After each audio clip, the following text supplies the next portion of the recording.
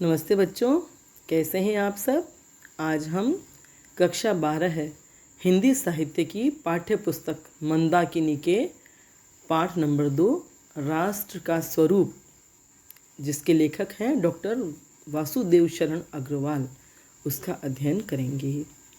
राष्ट्र का स्वरूप जो पाठ है, इसमें एक राष्ट्र के स्वरूप में या एक राष्ट्र के निर्माण में किन किन तत्वों का योगदान होता है और किस प्रकार राष्ट्र का स्वरूप निर्धारित होता है, राष्ट्र का स्वरूप बना रहे उसके लिए क्या क्या आवश्यक होता है, इसकी बहुत ही विस्तृत और विशद जानकारी दी गई है।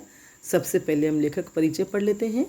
वासुदेव शरण अग्रवाल का जन्म 7 अगस्त 1904 को ग्राम खेड़ा, जिला गाजियाबाद में हुआ तथा देहावसान मतलब देहांत 26 जुलाई 1966 को हुआ। डॉक्टर अग्रवाल कला, संस्कृति, साहित्य व इतिहास के मूर्धन्य विद्वान थे। मूर्धन्य माने श्रेष्ठ, सम्माननीय विद्वान थे। पुरातत्व में विशेष रुचि से मथुरा, लखनऊ और राष्ट्रीय पुरातत्व संग्रहालय दिल्ली में अपनी विशिष्ट सेवाएं देते हुए संग्राहक के रूप में महत्वपूर्ण योगदान दिया। पुरातत्व में उनकी विशेष रुचि थी, मतलब पुरातत्व मतलब प्राचीन सभ्यता और संस्कृति के तत्वों के बारे में। तो इस वजह से मथुरा, लखनऊ और राष्ट्रीय पुरातत्व संग्रहालय दिल्ली में अपनी विशिष्ट सेवाएं देते हुए संग्राहक के रूप में महत्वपूर्ण योगदान दिया। मतलब उन्होंने पुरातत्व के वस्तुओं का, पदार्थों का, चीज़ों का उन्होंने संग्रह किया होगा, इसलिए वे संग्राहक के रूप में कहलाए। आप गांधी जी से विशेष रूप से प्रभावित थे। गांधी जी के असहयोग आंदोलन के दौरान आपने सरकारी विद्यालय छोड़ दिया और खादी वस्त्र धारण कर लिए। आपके लेखन में भारतीय इतिहास, संस्कृति व जीवन दर्शन का प्रभावी वर्णन मिलता है। उनका जो भी लेखन कार्य है, जो भी उनकी रचनाएं हैं, उनमें भारतीय इतिहास, संस्कृति और भारतीय संस्कृति या भारत के जीवन दर्शन का प्रभावपूर्ण प्रभावी वर्णन मिलता है। आपने वेद, पुराण व संस्कृत ग्रंथों का अध्ययन कर एक परिष्कृत चिंतन दृष्टि अपने भीतर उत्पन्न की, जो आपके लेखन में सर्वत्र विद्यमान है।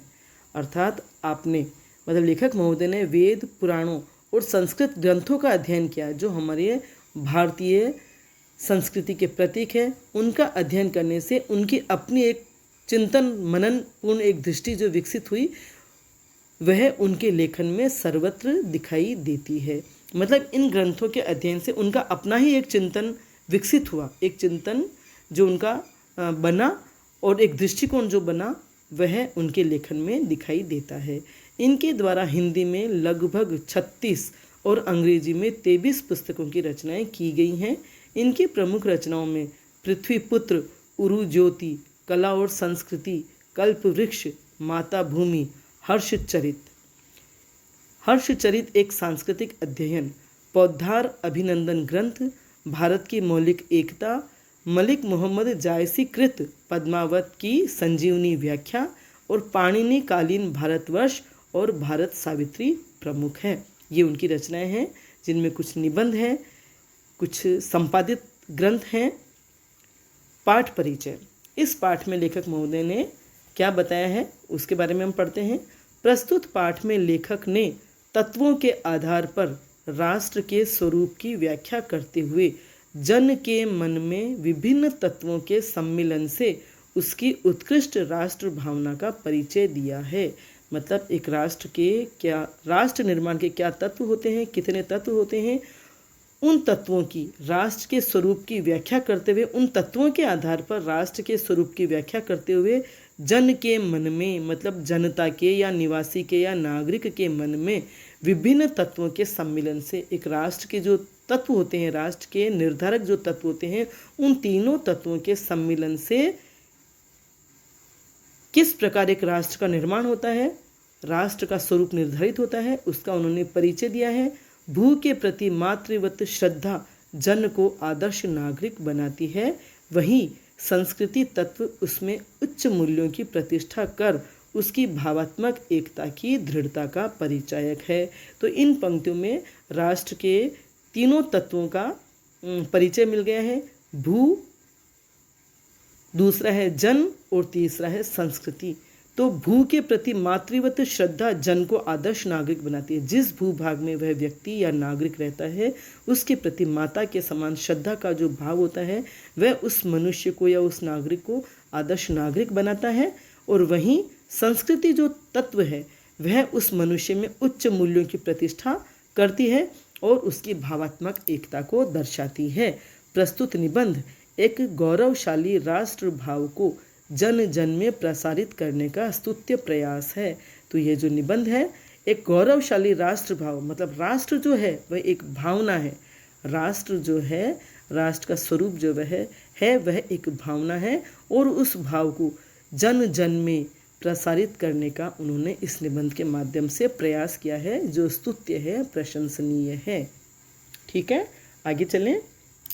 अब हम पाठ की तरफ बढ़ते हैं। भूमि पर बसने वाला जन और जन की संस्कृति, इन तीनों के सम्मिलन से राष्ट्र का स्वरूप बनता है। एक राष्ट्र किस प्रकार से बनता है या एक राष्ट्र कैसे आकार ग्रहण करता है, उसके ये तीन तत्व होते हैं। सबसे पहला भूमि, भूभाग, और उस भूमि पर बसने वाला जन, उस भूमि पर निवास करने वाला व्यक्ति, नागरिक, और जन की संस्कृति और उस व्यक्ति की, उस नागरिक की संस्कृति, इन तीनों के मिलने से ही राष्ट्र का स्वरूप बनता है या एक राष्ट्र निर्मित होता है। भूमि का निर्माण देवों ने किया है, वह अनंत काल से है। भूमि का निर्माण देवों ने किया है, जब से सृष्टि प्रारंभ हुई है तब से भूमि है, इसलिए वह अनंत काल से है। उसके भौतिक रूप, सौंदर्य और समृद्धि के प्रति सचेत होना हमारा आवश्यक कर्तव्य है। सही है, जिस भूमि पर हम निवास करते हैं उस भूमि के भौतिक रूप, मतलब उस भूमि का जो प्रत्यक्ष रूप हमें दिखाई देता है वह रूप, उसका सौंदर्य, उसका जो हरा भरा रूप है और उसकी समृद्धि, इन तीनों के प्रति सचेत होना हमारा आवश्यक कर्तव्य है। जिस भूभाग पर हम जन्म लेते हैं, हम निवास करते हैं, उसके प्रति, उसके सौंदर्य के प्रति, उसकी रूप के प्रति हमारा जागरूक होना, सजग होना हमारा कर्तव्य बनता है। भूमि के पार्थिव स्वरूप के प्रति हम जितने अधिक जागृत होंगे उतनी ही हमारी राष्ट्रीयता बलवती हो सकेगी। भूमि का जो पार्थिव स्वरूप, पार्थिव माने पृथ्वी से संबंधित या भौतिक, तो भूमि का जो स्वरूप हमें दिखाई देता है या जो भूमि पर हम रहते हैं उस भूमि के प्रति हम जितने अधिक जागरूक होंगे, सजग होंगे, उतनी ही हमारी राष्ट्रीयता की भावना बलवती हो सकेगी। जैसे हम एक घर भी खरीदते हैं या एक घर हम लेते हैं या एक घर हमारा हो जाता है, उस घर के प्रति हम कितने सजग रहते हैं और जागरूक रहते हैं, उस घर के प्रति कितना हमारे मन में प्रेम होता है, मोह होता है। तो ऐसे ही उस भूमि, जिस भूमि पर हम जन्म लेते हैं या जिस भूमि पर हम रहते हैं उसके प्रति भी हमें उतना ही प्रेम भाव होना चाहिए और उसके प्रति उतना ही जागृत होना चाहिए। तभी उस पृथ्वी के प्रति, उस भूभाग के प्रति हमारा जो प्रेम होगा वह उस राष्ट्रीयता की भावना को बल दे सकेगा। यह पृथ्वी सच्चे अर्थों में समस्त राष्ट्रीय विचारधाराओं की जननी है। यह जो पृथ्वी होती है वह सच्चे अर्थ में हमारे हृदय में राष्ट्र के प्रति जो भी विचारधाराएं, जो भी विचार, जो भी भावनाएं पैदा होती है उन सब की वह सच्चे अर्थों में जननी है, मतलब वही जन्म देती है। जब उस पृथ्वी के प्रति हमारे मन में प्रेम और मोह का भाव पैदा होता है तो उस पृथ्वी के प्रति और उस पृथ्वी से जिस राष्ट्र का निर्माण होता है उस राष्ट्र के प्रति प्रेम का भाव हमारे हृदय में उत्पन्न होता है। और वह उत्पन्न करने वाली कौन होती है? वह पृथ्वी जिस पर हम रहते हैं।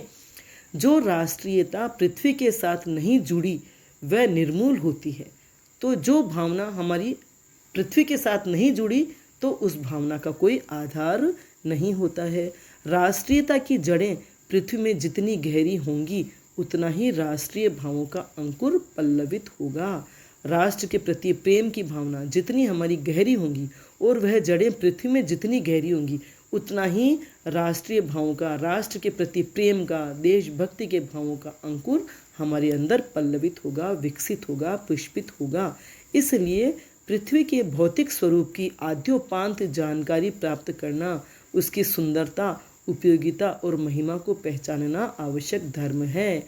मतलब हमारे हृदय में अगर राष्ट्रीय भाव पैदा करना है या पैदा होना है तो वह कब होगा? जब हम पृथ्वी के पूरे स्वरूप की, पृथ्वी कहाँ से प्रारंभ हुई, जिस पृथ्वी पर या जिस भूभाग पर हम रहते हैं उस भूमि के का हिस्सा कहाँ से प्रारंभ हुआ और कहाँ तक समाप्त होता है, उसके आद्योपांत मतलब आदि से लेकर अंत तक उसकी जानकारी प्राप्त करना, उस पृथ्वी की या उस भूभाग की सुंदरता, उसकी उपयोगिता, उसकी महिमा, उन सब के बारे में जानना और पहचानना हमारा आवश्यक कर्तव्य बनता है कि हमारा जो भूभाग है, हमारी जो पृथ्वी है, कहाँ से प्रारंभ होती है, कहाँ पर अंत होता है उसका, और वह कितनी सुंदर है, कितनी उपयोगी है, क्या क्या है उसके भीतर या उसके बाहर, उन सब के बारे में जानना हमारा फर्ज बनता है, हमारा कर्तव्य बनता है, हमारा धर्म बनता है। इस कर्तव्य की पूर्ति सैकड़ों हजारों प्रकार से होनी चाहिए, और ये जो कर्तव्य हमारा बनता है उस कर्तव्य की पूर्ति सैकड़ों हजारों प्रकार से होनी चाहिए। मतलब उस भूभाग के प्रति जो भी हम जानकारी हासिल करना चाहते हैं वह जानकारी हमें कई कई तरीकों से हासिल करनी चाहिए। पृथ्वी से जिस भी वस्तु का संबंध है, चाहे वह छोटी हो या बड़ी, उसके कुशल प्रश्न पूछने के लिए हमें कमर कसनी चाहिए। तो उस पृथ्वी का जिस जिस वस्तु से भी संबंध है, चाहे वह वस्तु छोटी हो चाहे बड़ी, मतलब उस पृथ्वी पर जो भी हमें दिखाई देता है, खेत, फसलें, नदियाँ, पहाड़, पत्थर, चाहे वह छोटी चीज़ हो चाहे वह बड़ी चीज़, उसके कुशल प्रश्न पूछने के लिए हमें कमर कसनी चाहिए। मतलब हमें तैयार रहना चाहिए कि हमें उसकी कुशलता की, उसकी सुरक्षा की जानकारी होती रहे, या हमें पता होना चाहिए कि हमारी जो धरती है, हमारी ये जो पृथ्वी है, ये जो भूभाग है जिस पर हम निवास करते हैं, वह सुरक्षित है, कुशल है, सहकुशल है। इसके लिए हमें हमेशा तैयार रहना चाहिए और उसके बारे में हमें हमेशा जानकारी प्राप्त करते रहना चाहिए। पृथ्वी का सांगोपांग अध्ययन जागरणशील राष्ट्र के लिए बहुत ही आनंदप्रद कर्तव्य माना जाता है। पृथ्वी का, उस भूभाग का सांगोपांग मतलब उसके अंग और उपांग सभी का अध्ययन एक जागरूक राष्ट्र का कर्तव्य बनता है, और वह कर्तव्य भी कैसा होता है, आनंद देने वाला। जिस प्रकार हमें हमारे घर की पूरी जानकारी करने में बड़ा ही आनंद आता है, हम घर के बारे में पूरा जानना चाहते हैं, वह घर हमने किससे लिया है, या उसका कौन मालिक है, या हमने उस पर क्या व्यय किया है, कैसे हमने बनाया है, हम उसके बारे में पूरी जानकारी रखना चाहते हैं और उसके प्रति पूरे सजग रहना चाहते हैं, और उस सजगता में हमें आनंद मिलता है। उस घर की सुरक्षा में, उस घर की देखभाल में हमें जितना आनंद मिलता है, तो उतना ही आनंद हम हमारे उस भूभाग या उस पृथ्वी के बारे में जानने में भी मिलता है। गांवों और नगरों में सैकड़ों केंद्रों से इस प्रकार के अध्ययन का सूत्रपात होना आवश्यक है। तो गांव और नगर जिन जिन में वह भूभाग फैला हुआ है, वहाँ जो भी स्तोत्र हो सकते हैं, जो भी केंद्र हो सकते हैं, उन सब से उस भूभाग के प्रति, उस भूमि के प्रति, उस गांव और नगर की भूमि के प्रति जानकारी का सूत्रपात होना आवश्यक है। मतलब वहीं से प्रारंभ होना चाहिए, ऐसे वहाँ स्तोत्र होने चाहिए, ऐसे केंद्र होने चाहिए जहाँ से हम उस गांव या नगर के बारे में सारी जानकारी हासिल कर सकें। ठीक है, समझ में आ रहा है। उदाहरण के लिए पृथ्वी की उपजाऊ शक्ति को बढ़ाने वाले मेघ जो प्रतिवर्ष समय पर आकर अपने अमृत जल से इसे सींचते हैं, हमारे अध्ययन की परिधि के अंतर्गत आने चाहिए। उन मेघ जलों से परिवर्धित प्रत्येक तृण, लता और वनस्पति का सूक्ष्म परिचय प्राप्त करना भी हमारा कर्तव्य है। तो लेखक महोदय कह रहे हैं कि उदाहरण किस प्रकार से वो उदाहरण दे रहे हैं कि हमें किस प्रकार से अपनी पृथ्वी के प्रति, जिस पर हम निवास करते हैं, उसकी सारी जानकारी होनी चाहिए। जैसे उदाहरण के लिए पृथ्वी की उपजाऊ शक्ति को बढ़ाने वाले मेघ, मेघ मने बादल, जो बादल बरसात करते हैं, अपना अमृत जल इस पृथ्वी पर बरसाते हैं और पृथ्वी की उपजाऊ शक्ति को बढ़ाते हैं, उनका भी अध्ययन उनके बारे में भी जानना हमारे अध्ययन की परिधि के अंतर्गत आने चाहिए। परिधि मने सीमा। हम जो पृथ्वी के बारे में अध्ययन करना चाहते हैं, उस अध्ययन में, उस अध्ययन की परिधि में, उस सीमा में वे बादल भी आते हैं जो इस पृथ्वी की उपजाऊ शक्ति को बढ़ाते हैं। तो इससे आपको समझ में आ रहा होगा कि हमें पृथ्वी के बारे में किस प्रकार से सारी जानकारी हासिल करनी चाहिए। जिस प्रकार एक घर, एक छोटा सा घर जिसमें हम रहते हैं, जिसको हम खरीद कर उसके मालिक बनते हैं, उसके बारे में जैसे हम सारी जानकारी लेना चाहते हैं, सब कुछ उसके बारे में जान लेना चाहते हैं, तो वैसे ही उस भूभाग जिस पर हम निवास करते हैं, जो हमारे राष्ट्र का एक तत्व है, उसके बारे में भी हमें पूरी जानकारी लेनी चाहिए। उस पृथ्वी को उपजाऊ करने वाले उन मेघों का अध्ययन भी हमें करना चाहिए।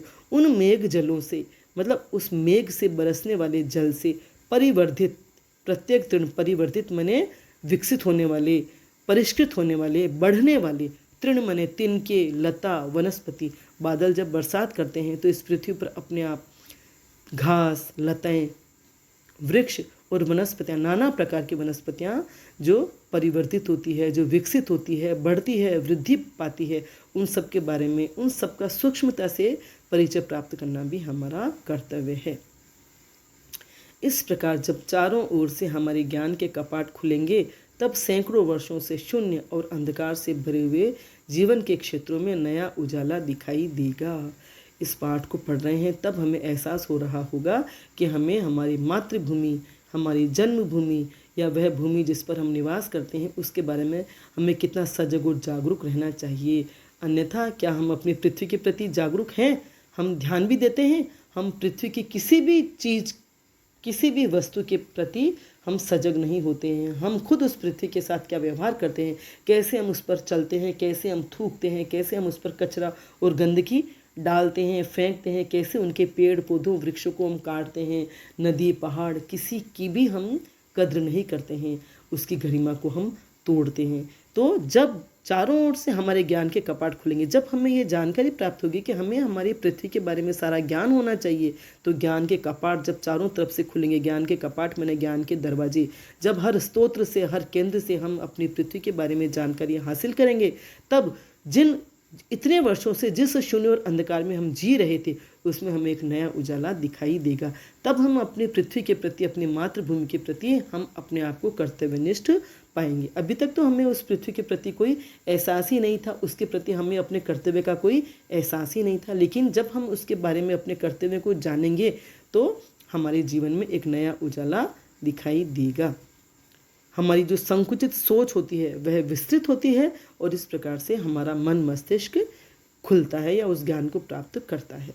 धरती माता की कोख में जो अमूल्य निधियां भरी हैं, जिनके कारण वह वसुंधरा कहलाती है, उससे कौन परिचित न होना चाहेगा। जब हम धरती के बारे में जानकारी हासिल करेंगे तो लेखक कह रहे हैं कि उस धरती की कोख में, उस गर्भ में कितनी अनमोल निधियां भरी है, कितने अनमोल खजाने भरे हैं। वह धरती अन्न और फसलें तो पैदा करती ही है, इसके अलावा कितने खनिज पदार्थ, रत्न, सोना, चांदी, कितनी धातुएं उसमें हैं और इसी वजह से वह वसुंधरा कहलाती है। उसके बारे में कौन जानना नहीं चाहेगा। अगर हम कोई भूखंड भी खरीदते हैं, एक भूखंड जो है पूरा देश जिसमें हम निवास करते हैं वह भी हमारा है, लेकिन एक भूखंड जिसे हम अपनी राशि चुकाकर खरीदते हैं, उस भूमि में क्या क्या है उसके बारे में जब हम जानना चाहते हैं तो क्या अपने राष्ट्र के प्रति, क्या अपने देश की भूमि के प्रति जानना हम नहीं चाहेंगे। लाखों करोड़ों वर्षों से अनेक प्रकार की धातुओं को पृथ्वी के गर्भ में पोषण मिला है।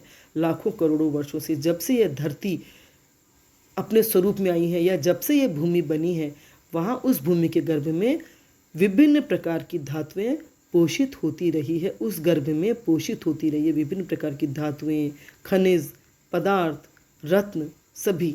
दिन रात बहने वाली नदियों ने पहाड़ों को पीस पीस कर अगणित प्रकार की मिट्टियों से पृथ्वी की देह को सजाया है और दिन रात जिन पर्वतों से नदियां बह बह कर आती है वे उन पहाड़ों की मिट्टी को अपने साथ बहाकर लाती हैं और इस पृथ्वी को सुंदर और उपजाऊ बनाती है। और उसी उपजाऊ मिट्टी की वजह से पृथ्वी पर फसलें पैदा होती हैं और पृथ्वी की देह माने पृथ्वी का शरीर सज जाता है, बहुत ही सुंदर दिखाई देता है, हरा भरा दिखाई देता है।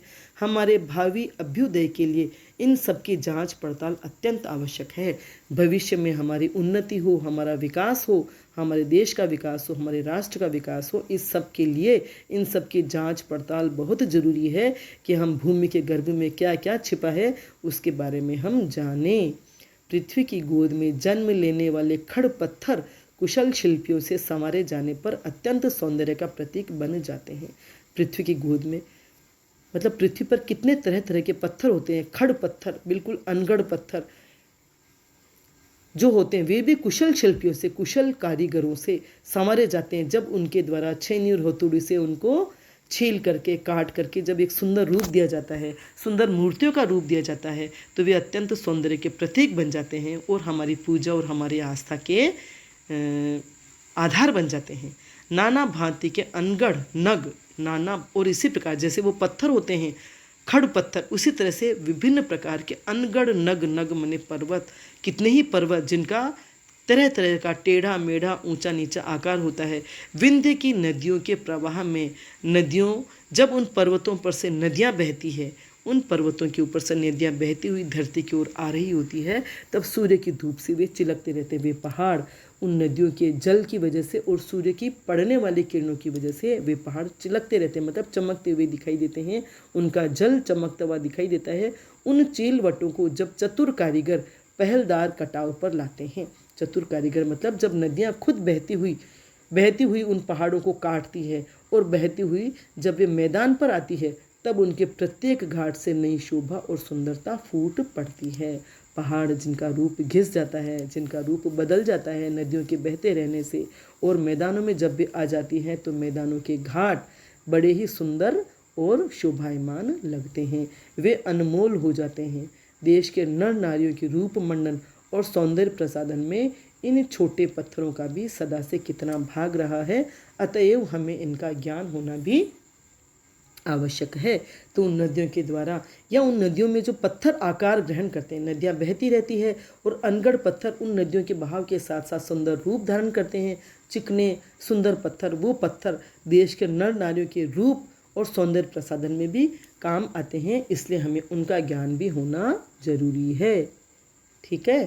पृथ्वी और आकाश के अंतराल में जो कुछ सामग्री भरी है, पृथ्वी के चारों ओर फैले हुए गंभीर सागर में जो जलचर एवं रत्नों की राशियां हैं, उन सब के प्रति चेतना और स्वागत के नए भाव राष्ट्र में फैलने चाहिए। पृथ्वी और आकाश के अंतराल में मतलब इस पृथ्वी से लेकर आकाश के बीच जो दूरी है, उसमें जो भी सामग्रियां भरी पड़ी है, पृथ्वी के चारों ओर फैले हुए इतनी सामग्री के बारे में तो हमने पढ़ाई है। पृथ्वी के ऊपर जो खेत हैं, नदियां हैं, पहाड़ हैं, फसलें हैं, और पृथ्वी के अंदर जो रत्न धातुएं खनिज समाये हुए हैं, उसके अलावा पृथ्वी के चारों ओर जो सागर फैले हुए हैं, गंभीर सागर जो फैले हुए हैं, उन सागरों में जो जलचर, जल में रहने वाली जो जीव जंतु और रत्नों की राशियां हैं, उन सब के प्रति भी चेतना और स्वागत के नए भाव राष्ट्र में फैलने चाहिए। मतलब हम राष्ट्र में रहने वाले सभी नागरिकों में उनके प्रति चेतना और उनके बारे में जानने का भाव फैलना चाहिए। मतलब उन सब के अंदर ये लगन और ये भावना होनी चाहिए कि हम अपने भूभाग और भूभाग को जिस जल राशि ने घेरे रखा है, उसके बारे में भी हमें सब कुछ जानकारी लेनी है या लेनी चाहिए। राष्ट्र के नवयुवकों के हृदय में उन सब के प्रति जिज्ञासा की नई किरणें जब तक नहीं फूटती, तब तक हम सोए हुए के समान हैं। सही बात है।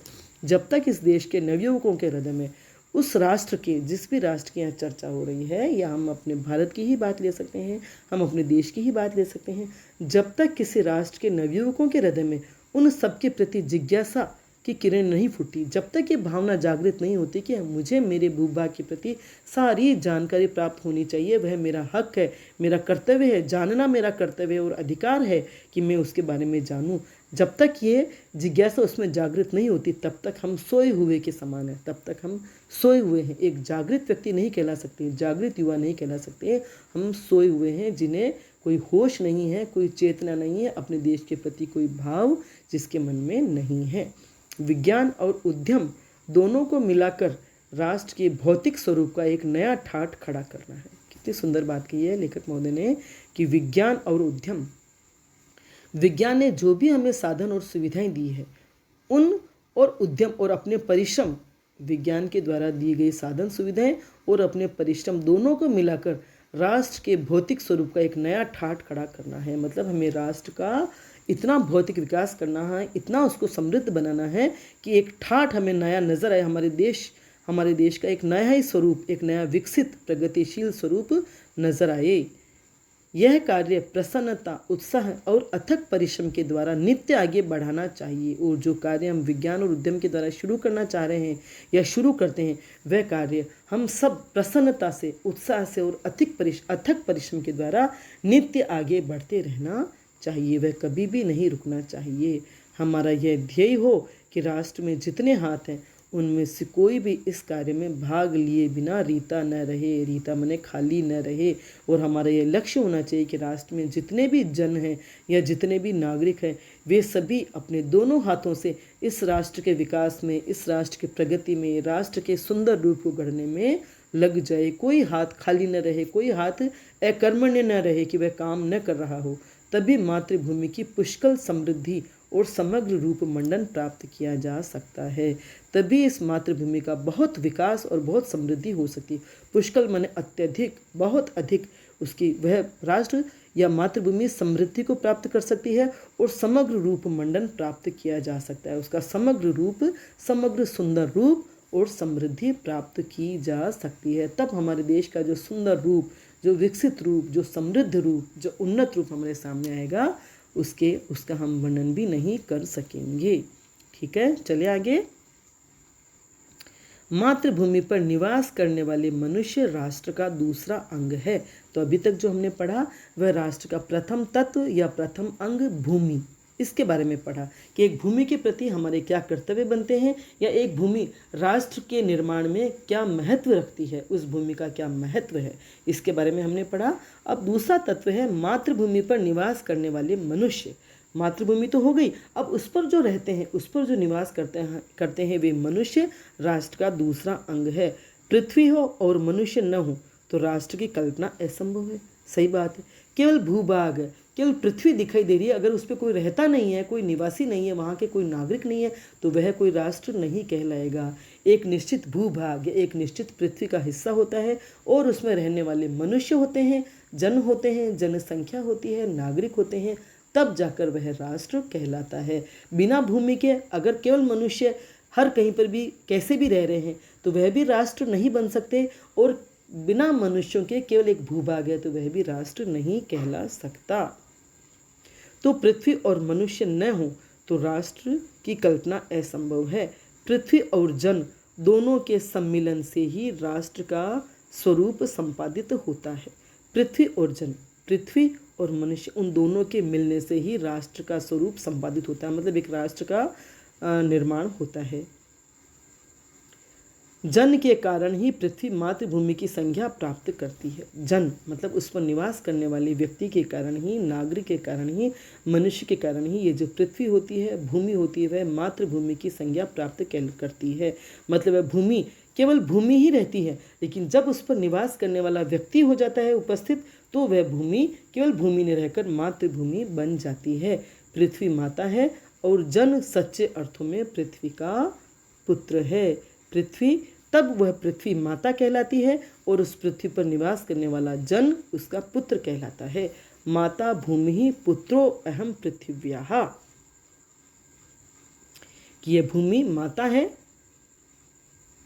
भूमि माता है और मैं उसका पुत्र हूँ। वह पृथ्वी और उस पर रहने वाले निवासी का यह संबंध हो जाता है कि वह भूमि उसकी माता हो जाती है और वह उसका पुत्र हो जाता है। जन के हृदय में सूत्र का अनुभव ही राष्ट्रीयता की कुंजी है, और उस मनुष्य के हृदय में उस पृथ्वी के प्रति सूत्र का अनुभव, मतलब उस पृथ्वी से जुड़ाव की जो अनुभूति है, वही राष्ट्रीयता की कुंजी है। इसी भावना से राष्ट्र निर्माण के अंकुर उत्पन्न होते हैं, और इस भावना के उत्पन्न होने से ही राष्ट्र का निर्माण होता है, या राष्ट्र निर्माण के अंकुर उत्पन्न होते हैं। जब एक भूभाग तो होता ही है, उस पर जब मनुष्य आ जाता है तो मनुष्य और भूमि का जो रिश्ता कायम हो जाता है, वही आगे उस राष्ट्र के निर्माण को आगे बढ़ाता है। यह भाव जब सशक्त रूप में जागता है तब राष्ट्र निर्माण के स्वर वायुमंडल में भरने लगते हैं। और यह भाव जब सशक्त रूप में जागता है, माता के प्रति पुत्र का प्रेम भाव सशक्त हो जाता है, तब राष्ट्र निर्माण के स्वर वायुमंडल में भरने लगते हैं। तब वायुमंडल में ऐसे स्वर भरने लगते हैं, अर्थात राष्ट्र निर्माण की भावना जो है वो चारों ओर फैलने लगती है। इस भाव के द्वारा ही मनुष्य पृथ्वी के साथ अपने सच्चे संबंध को प्राप्त करते हैं। जब मनुष्य पृथ्वी के प्रति अपने संबंध को जोड़ लेता है, उसको माता समझ लेता है, तब उस भाव के द्वारा ही मनुष्य पृथ्वी के साथ अपने सच्चे संबंध को प्राप्त करते हैं। मातृभूमि से हम जब जुड़ते हैं, उस जन्मभूमि से हम जुड़ते हैं, तभी हमारा सच्चा संबंध राष्ट्र से कायम हो पाता है या उस पृथ्वी से कायम हो पाता है। और जहाँ यह भाव नहीं है, वहाँ जन और भूमि का संबंध अचेतन और जड़ बना रहता है। जब तक पृथ्वी और पुत्र, जब तक उस माँ और पुत्र या उस पृथ्वी और जन के बीच माता और पुत्र वाला भाव नहीं जुड़ पाता, तब तक वह जन और भूमि का संबंध अचेतन और जड़ बना रहता है। उनमें प्रेम भाव, श्रद्धा भाव, माता और पुत्र का भाव उत्पन्न होने पर ही वह चेतन और सजीव बनता है। जागृत होता है। जिस समय भी जन का हृदय भूमि के साथ माता और पुत्र के संबंध को पहचानता है, उसी क्षण आनंद और श्रद्धा से भरा हुआ उसका प्रणाम भाव मातृभूमि के लिए इस प्रकार प्रकट होता है। जिस समय जन के हृदय में, उस मनुष्य के हृदय में भूमि के प्रति मातृभाव, पुत्र भाव पैदा होता है, वह भूमि को अपनी माता समझता है और स्वयं को उसका पुत्र समझ करके उस रिश्ते को समझने लगता है। उसी क्षण से आनंद और श्रद्धा से भरा हुआ उसका प्रणाम भाव, जब वह उसको माता मान लेता अपने हृदय से, तभी उसके हृदय में उस माता के प्रति प्रणाम का भाव पैदा होता है, श्रद्धा का भाव पैदा होता है और उसी वक्त वह आनंद से भर जाता है। और तब उसके मन में जो भाव प्रकट होता है वह कैसे होता है? नमो मातृ पृथ्वी, नमो मातृ पृथ्वी, अर्थात हे माता पृथ्वी को मेरा प्रणाम है, हे माता पृथ्वी को मेरा प्रणाम है। तो आज हम इतना ही पढ़ेंगे। आपको समझ में आया होगा, ज़रूर समझ में आया होगा। आपको मेरा वीडियो पसंद आया हो तो लाइक करें, अपने फ्रेंड्स के साथ शेयर करें, मेरे चैनल को सब्सक्राइब करें, बेल आइकन को भी टच करें ताकि मैं जब भी वीडियो बनाऊंगी उसकी सूचना आपको मिल जाएगी। इसका शेष अंश हम आने वाले वीडियो में पढ़ेंगे। धन्यवाद।